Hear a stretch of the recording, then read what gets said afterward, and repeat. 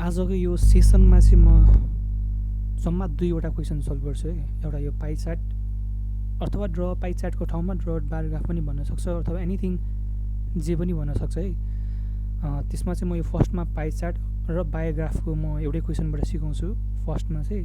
अनि त्यसपछि चाहिँ मिडियन क्यालकुलेट द मिडियन भन्दैन हो त्यो क्वेसन चाहिँ सल्भ गर्छु म। जम्मा 2टा मात्रै क्वेसन सल्भ गर्छु। एकदमै सर्ट सेसन बनाउँछु मैले, सर्ट भिडियो बनाउँछु फर्स्टमा चाहिँ। यो फर्स्ट एपिसोडमा चाहिँ 3-4 एपिसोड 4-5वटा अथवा 3-4 कतिवटा हुन्छ आई डोन्ट नो, त्यही अनुसारको म बनाउँछु। आजकोमा चाहिँ जम्मा 2टा मात्रै भिडियो बनाउँछु, 2टा मात्रै क्वेसन सल्भ गर्छु मैले यो भिडियोमा चाहिँ। छिटो म गर्छु ल सल्भ, एकदमै बुझाएरै गर्छु म। फर्स्टमा चाहिँ अब क्वेसन सल्भ गर्नुभन्दा तपाईँहरूले फर्स्टमा ध्यान दिनुपर्ने है स्टेप्सहरू भनेको चाहिँ म भन्छु यहाँनिर राम्रोसँग यसलाई फलो गर्नु होला है। फर्स्टमा तपाईँले फोल्डर क्रिएट गर्नुपर्ने हुन्छ। फोल्डर क्रिएट गर्नको लागि फोल्डर बनाउनको लागि तपाईँहरूले यहाँनिर न्यूमा गएर फोल्डरमा गएर क्लिक गर्न पनि सक्नुहुन्छ, क्रिएट गर्न पनि सक्नुहुन्छ। अनि यसलाई रिनेम गर्नुपर्ने हुन्छ है, यसलाई रिनेम गर्नुपर्ने हुन्छ। यो चाहिँ स्टेप एकदमै म्यान्डेटरी स्टेप है, यो चाहिँ फलो गर्नुपर्ने हुन्छ। यसमा तपाईँले आफ्नो सिम्बल नम्बर चाहिँ लेख्नु होला। मैले आफ्नो सिम्बल नम्बर लेखेँ अनि इन्टर गरिसकेपछि तपाईँको फोल्डर एउटा क्रिएट हुन्छ। त्यसपछिको स्टेप भनेको चाहिँ तपाईँले एक्सेललाई ओपन गर्नुपर्ने हुन्छ। There are various way to open the Excel है, तपाईँलाई थाहा होला कसरी ओपन गर्ने भनेर। अथवा विन्डोज आर गरेर कमान्ड रनबाट पनि एक्सेल ओपन गर्न सक्ने नै हुनेछ। अथवा यहाँ टाइप हियर टु सर्चमा गएर पनि एक्सेल सर्च गर्न सक्नुहुन्छ। यहाँ ओपन गरिसकेपछि यस्तो खालको इन्टरफेस ओपन हुन्छ, तपाईँले यस्तो खालको डिस्प्ले ओपन हुन्छ। अनि यो ब्ल्याङ्क बुकमा गएर क्लिक गरिसकेपछि तपाईँले यो खालको डिस्प्ले आउनेछ तपाईँको ल्यापटपमा अथवा तपाईँको डेस्कटपमा चाहिँ। अबको स्टेप भनेको चाहिँ तपाईँले फर्स्टमा पेज लेआउट भन्ने यो पोइन्टरमा हेर्नु है। मेरो पेज लेआउटमा गएर तपाईँले मार्जिनमा गएर नर्मलमा छ कि छैन चेक गर्नुपर्ने हुन्छ। नर्मल छैन भने नर्मलमा क्लिक गर्ने। ओरिएन्टेसन चाहिँ अलवेज पोर्ट्रेटमा हुनुपर्छ, साइज अलवेज A4 मा हुनुपर्छ। यति भइसकेपछि तपाईँले यहाँनिर हेर्नु सक्नुहुन्छ। यहाँनिर यो जुन मेरो माउसको पोइन्टर छ नि, यो यसमा प्रिन्टमा चाहिँ डबल क्लिक गर्नुपर्ने हुन्छ, 2टामा क्लिक गर्नुपर्ने हुन्छ तपाईँले।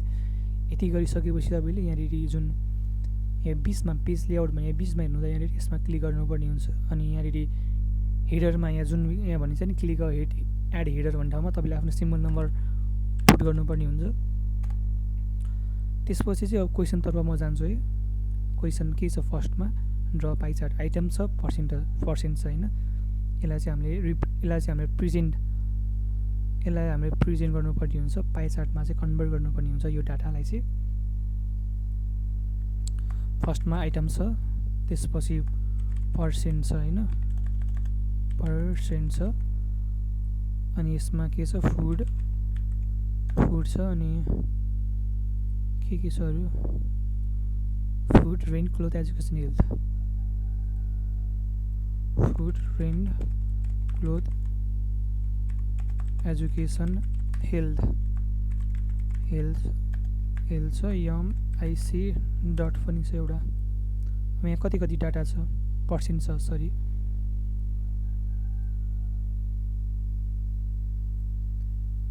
पैँतालिस 20 15 10 10 5 45 20 10 10 5 छ होइन सरी 10 कन्फ्युज भयो म फेरि। 15 रहेछ नि त यहाँनिर, यसमा 15 रहेछ।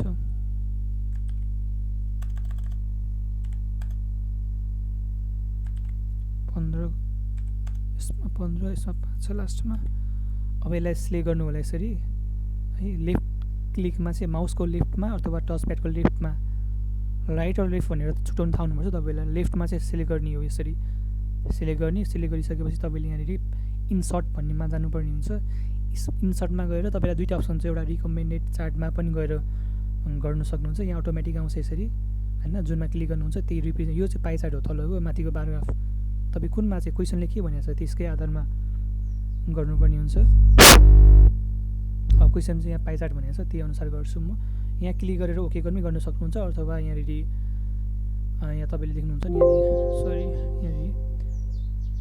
यहाँनिर गएर पनि यो 2D मा है यसमा पनि गएर गर्न सक्नुहुन्छ, अथवा यहाँ पनि बायोग्राफ छ, यहाँ जुनै पनि गर्न सक्नुहुन्छ यहाँबाट 2D मा है। फेरि मैले चाहिँ रिकमेन्डेड चार्टबाटै गर्छु।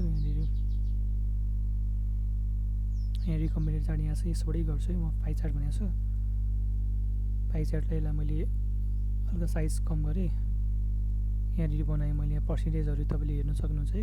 यसरी चाहिँ मेरो फर्स्ट क्वेसन सल्भ भयो।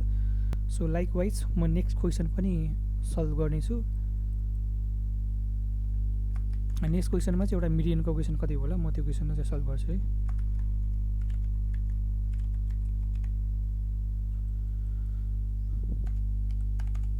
यसमा चाहिँ क्लास इन्टरभल राख्नुपर्ने हुन्छ। फेरि डेट पो आयो। यस्तो खालको डेट तपाईँले क्लास इन्टरभल गर्दाखेरि यस्तो खालको डेट